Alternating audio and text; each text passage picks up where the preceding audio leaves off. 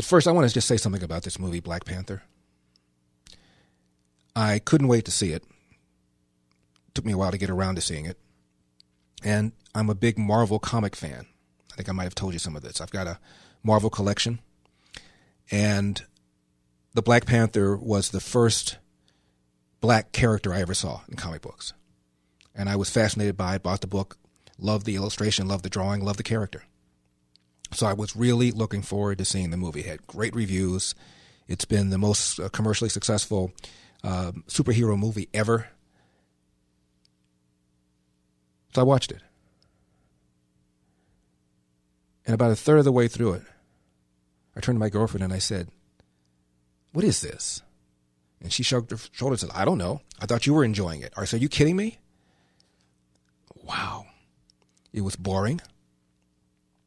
It was way too long. Overwrought acting, even though they were good actors.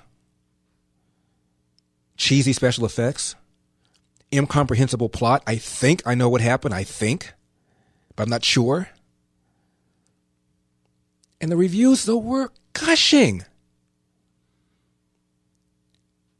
Mostly I was bored. I think it's part of the reason I couldn't follow the plot, because your mind's thinking about stuff you want to do, have to do, should do, need to do, because you're bored. And you come back and go, oh, yeah, okay, what? Am I missing something? All I heard were wonderful things about it.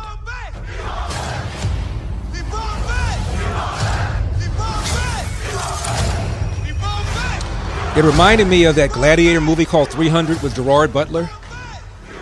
I could hardly get through that. This was worse.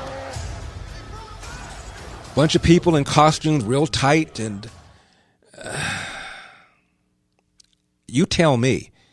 And I enjoy the actor, Chadwick Boseman. I was fortunate enough to be invited to see the premiere of 42, where he played Jackie Robinson at the Chinese Theater here in Hollywood.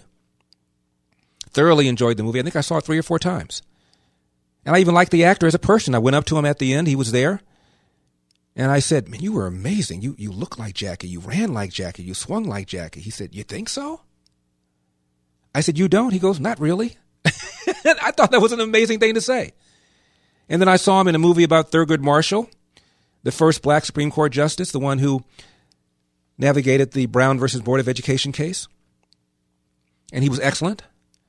And I saw him in the movie, the biopic of James Brown. The movie wasn't that good, but he was excellent. So I liked the actor. But good Lord, really? And all the praise? I mean, did you see the movie? Did you see the movie? Did you like it? 2 hours and 15 minutes of my life I'll never get back. I mean, look. It wasn't the worst movie I've ever seen. It wasn't the worst superhero movie I've ever seen. But I guess my disappointment had to do with the reviews. I was all ready to go. I'm psyched. I'm rubbing I got my popcorn. I'm ready to fire. Please entertain me. What is this? When you said we were going to open Wakanda to the rest of the world, this is not what I imagined. And all the characters speak like that except for Michael B. Jordan, who sounds like Snoop Dogg. Hey, what up? What up? Hey, what's going on? I mean, really? I have no idea. Whatever. Apparently, it made some money, and maybe there's going to be another one, and everybody's happy. So whatever. I'm just amazed that it got the reviews it got. And am I the only one who thinks this? 888-971-SAGE 888-971-7243. If you saw the movie, call me. Larry will be. This is the Black Panther theme from the movie Black Panther, based on the comic book, the Marvel comic book, which I read when I was a kid.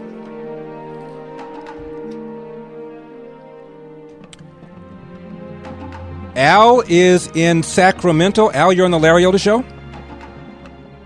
Yeah, Larry, how's it going? Going great. My 2 sons are in the car with me. Say hello, boys. Hello. Hey, guys, how are you? I'll put it nicely. They think you don't have any taste, and you have no sense.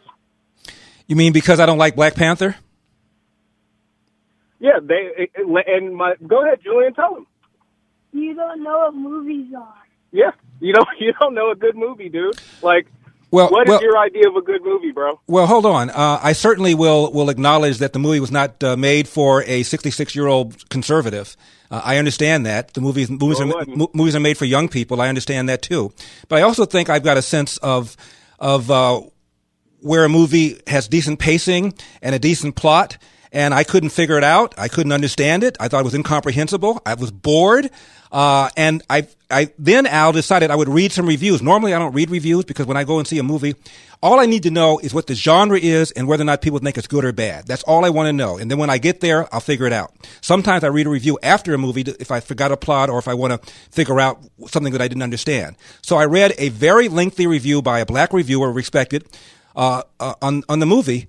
And he said the same thing I said. Too long, incomprehensible, up and down, in and out, some parts good, some parts bad, disappointed. What do you want me to say?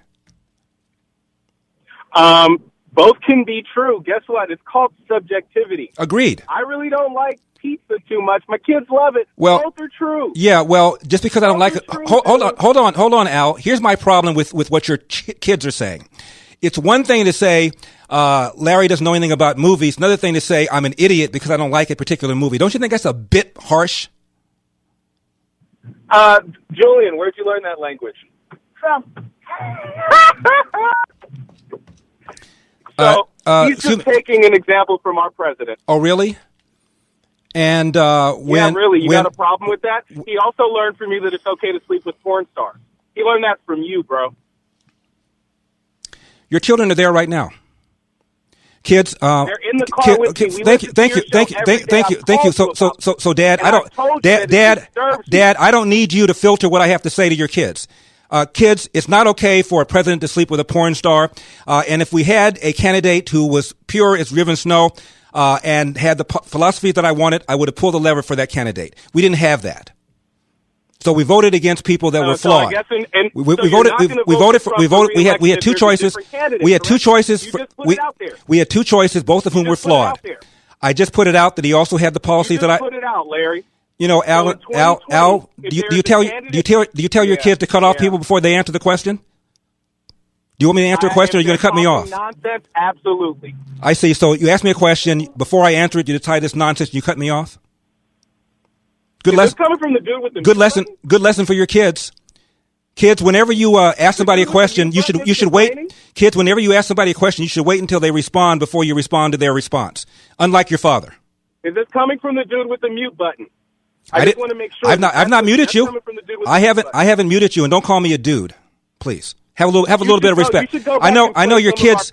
You have your kids in the car. You ought to be a better example, Dad. You have your kids in the car. Try and be a better example. I have 2 honor students and 2 all-star athletes. And therefore you should be the best possible example for your kids. You should be the best possible example for your kids. And calling me a dude and calling me an idiot and thinking that's okay doesn't really do that, Dad. And then you blame Trump, and then you blame Trump, and then you blame Trump for coarsening the debate. Really? You hear what he just said? No, I didn't hear what you just said. Just said to you? Huh?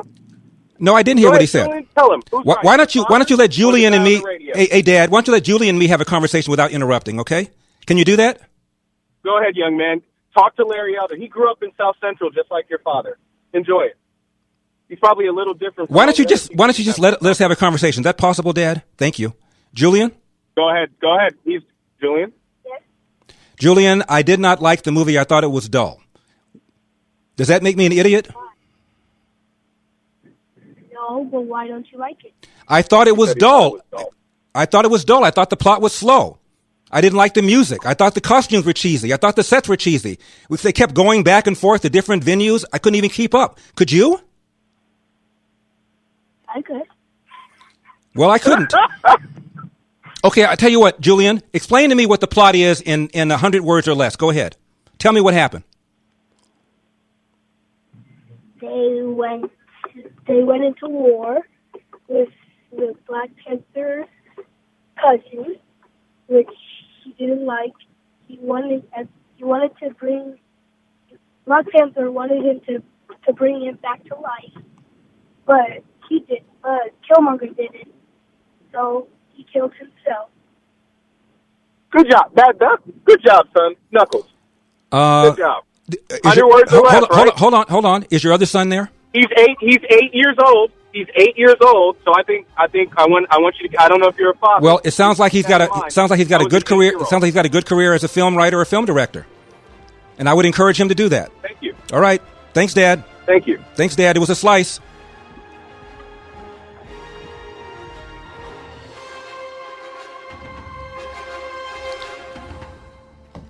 Maybe next time I'll take Julian with me when I go and see movies so he can explain them to me. I'm Larry Elder. Don't leave town. You're listening to The Larry Elder Show. Julian gave us the Cliff Notes plot line. Let me read you what this reviewer said about the plot. This is the reviewer who, very long review, and said he was conflicted about the movie. Quote, a radical black activist, now try and stay with me here, a radical black activist in America turns out to be related to an African royal family, and not just any African country, but of a hidden kingdom with advanced technology and access to a powerful metal substance called vibranium. Killed by his brother and his mission aborted, he is survived by a black American son who later attempts to destabilize the Wakandan throne to avenge his father's death. We learn that the son works with an evil white man named Ulysses Claw, who steals a vibranium-laced axe from a museum. Wakanda's leadership goes on a mission to get it back. Why the Wakandans don't steal it from the museum, which had it on display, isn't explained. The nephew is vanquished after a great battle, and Wakandan decides to help other people of color around the world with their vast resources. The end. Close quote. What? Is it Bob from Albany, Indiana? New Albany, Indiana? Bob, how you doing? No, it's Emil. I'm in Indiana. Indiana. How are you? Yeah, okay. I was listening, and you were talking about the Black Panther, and I decided, well, I'm not going to go see it. I'll just go ahead and get some relief factor, because that would be about what it would cost. Emil, thank you very much for that. 888-971-SAG. Apparently, a number of people want to weigh in on the movie Black Panther, so we'll take some calls at the top of the hour, okay? And then later on, we're going to be talking to Travis Allen, the Republican candidate for governor. Right now, he is number 3 or number 4 in the polls. We'll be talking to him in just a few minutes. But let me hear your thoughts about the movie Black Panther. At the best mediocre. Mostly, though, boring. Black Panther Wednesday on the Larry Elder Show. Don't leave town. 971-SAGE, 888-971-7243, Larry Elder from the ReliefFactor.com studios. In a few minutes, we will be talking to Travis Allen, a member of the State Assembly here in California. He's running for governor as a Republican. And we're going to talk to his rival on Friday, John Cox. Same time period.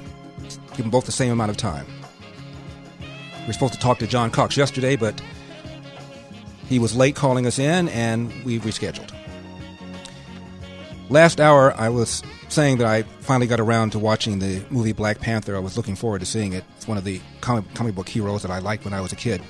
I was a big Marvel guy. I didn't much care for DC comics, but I really loved Marvel. Once I started reading Marvel, I stopped reading DC. Everybody starts out with DC, Superman and Batman, but then they graduate to Marvel, and I did.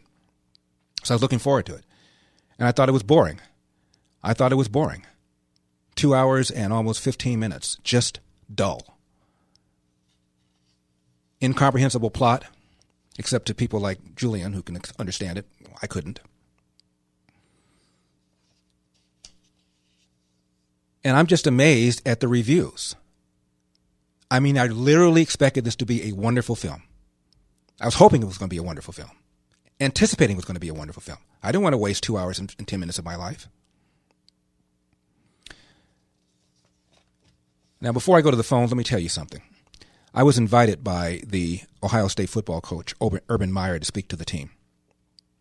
And the reason he wanted me to speak to the team is because he has speakers in regularly, and he had one in who was a Black Lives Matter type and made the argument that the police were racially profiling the kids and all this. And Coach called me and said, look, I'm not going to say what my opinion is, but I do want them to have a different perspective. And I hear you on the radio from time to time here in Columbus where you're carried, so would you mind coming out here and speaking with them? So I did on my own dime.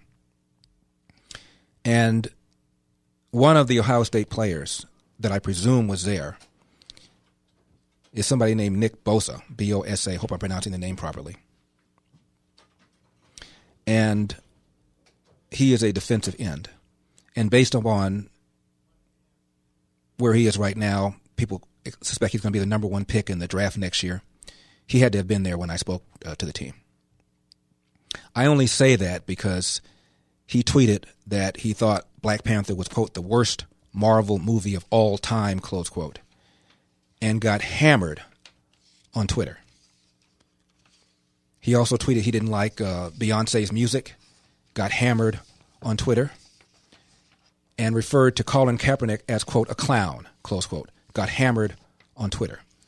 Now, Breitbart did a long article about Nick Bosa and talked about how he has tweeted his unhappiness with the movie, Black Panther, calling it the worst Marvel movie of all time. And then the long article in Breitbart talks about the response to the things that he's tweeted. At the very end of the article, it says, but the real problem with this football player, as far as many people are concerned, is that he supports Trump. He's a Republican. Even worse, here's the last paragraph of the Breitbart article. Quote, the charge of racism against Bosa is even more absurd after looking at his timeline. Bosa has retweeted black conservative radio host Larry Elder perhaps more than he's tweeted any other political personality. Hold up. Making it clear that the future pick, number one, doesn't dislike black people. He just doesn't seem to like liberals very much. End of quote. Jay is in San Antonio, Texas. Jay, you're on the Larry Elder Show. Thank you so much for calling. I appreciate it. Hey, thank you, Larry. I appreciate it, too. And I agree with your assessment 100%. It was mediocre at best. It was very boring, way overhyped. And they did a nice job, though, of making the white boy look like a fool. Right. You know, they had several scenes in there where they were, one of them, they were debating working on a guy in the hospital. He was a white guy, and they gave each other a look like, ooh, we can't bring him into our kingdom, you know, our new hospital. And it was just, you know, they spent decades complaining about how they're treated on TV. Things get better for them. They get this hit movie and decide to make the white guy the fall guy. And that's all right. I mean, I'm not offended by it. But it was just a boring movie. And Jay, Jay, maybe you can explain this to me. At the beginning of the movie, my understanding is a terrorist killed the protagonist's dad, right? Correct. And then what happened to that guy? The terrorist. I don't know. Right. They just lost me. Yeah. You're right. There were so many disconnects. Like, how do they get from there to there? They don't explain it. And it's a lot of choppy plot. Well, Jay, it sounds like we need to get Julian back on to explain this stuff for us, because obviously we can't get it. Yeah, you got he's the guy with the kids, right? Right. Yeah, let his kids speak for him. You know, let's put our children up to fight our battles. I don't know. You know? Yeah. Well, Jay, thank you very much for that. I appreciate it. Mike is in Dallas, Texas. Mike, you're on the Larry Elder Show. Yes, thank you for taking my call. My pleasure. I just want to say that I agree with you. Black Panther was okay. The first scene, I didn't understand that either. And quite frankly, I think Logan was better, way better. That's probably the best Marvel movie. And then I would have to say the last Thor movie was definitely better than Black Panther. Mm-hmm. So I'm not the only one who thinks it's mediocre. But I don't think it was the worst Marvel movie. The worst one was the one with Ben Affleck, Daredevil. That was the worst one. Yeah, that was pretty bad. Melody is in Houston, Texas. Melody, you're on the Larry Elder Show. Thank you so much for calling. Thank you. Yeah, I have two main points about the movie. The first of all would be the incongruencies between the reviews and the hype and what the movie was actually all about. Like, for instance, like Facebook and Twitter was blown up. Everyone was like, oh, it's all about the culture. It's African American. Everyone busted out with their dashikis and Wakanda forever. And then when the actual movie plot is that African Americans were descendants from aliens and had this secret potion, this secret, metal that, and technology that made them so great. So it wasn't really actually true African culture that made them great. So that's kind of an incongruency between the hype and the actual movie. And then another thing was, the whole plot with, Michael B's character about the whole, kill whitey, it's all the white people's fault that, we're oppressed and all that. But actually, it's kind of funny that the twist and turn of the plot, because, the white guy that the previous caller said was used as the fall guy actually wound up saving everybody. So that kind of shows that, if you begin to actually trust white people, then, they can help you, which they did. And then in the end, instead of the whole, we're victims, we're all in the hood, it's all, white people's fault, or, just that whole victim mentality actually was flipped by the writers when the people from Wakanda actually decided that, hey, let's go into the lowest areas of the hood where all the crime and poverty is, and actually use our own resources to do something about it instead of just be a victim. So in that sense, it's actually a pretty cleverly done movie, because, the African Americans think, oh, it's so great for us, but actually the lesson learned was, one thing, white people can help you, another thing, go into the communities and do something instead of just being a victim. Well, Melody, the next time I go and see a movie, I'm taking you with me so you can explain it to me. Thank you so much for calling. I appreciate it. Ryan is in Grapevine, California. Ryan, you have about 60 seconds. Hey, just wanted to make 2 points real quick, Larry. Thanks for your time. But first off, I am 30 years old, have 4 kids, and I would never talk to another adult like that in front of my children, because I'm the biggest role model and example for them. So I just wanted to say, that's kind of disappointing to hear that conversation and trade back and forth between the gentleman and yourself. Second off, the movie I watched with my 13-year-old son, I always asked him at the end of it, would you go see that again? And he said no. We had whiplash the whole time. I was wondering why everybody was getting tickets bought for themselves. I thought it was going to be more racially fueled. It wasn't until the last 30 seconds of the movie when he stabs himself and says, no, I'd rather die than, like my ancestors, than go across the ocean on the boat. And then I kind of shrugged my shoulders, threw up in my hands, and said, well, it was all about that, I guess. I guess. I don't know. I'm Larry Elder. Larry Elder.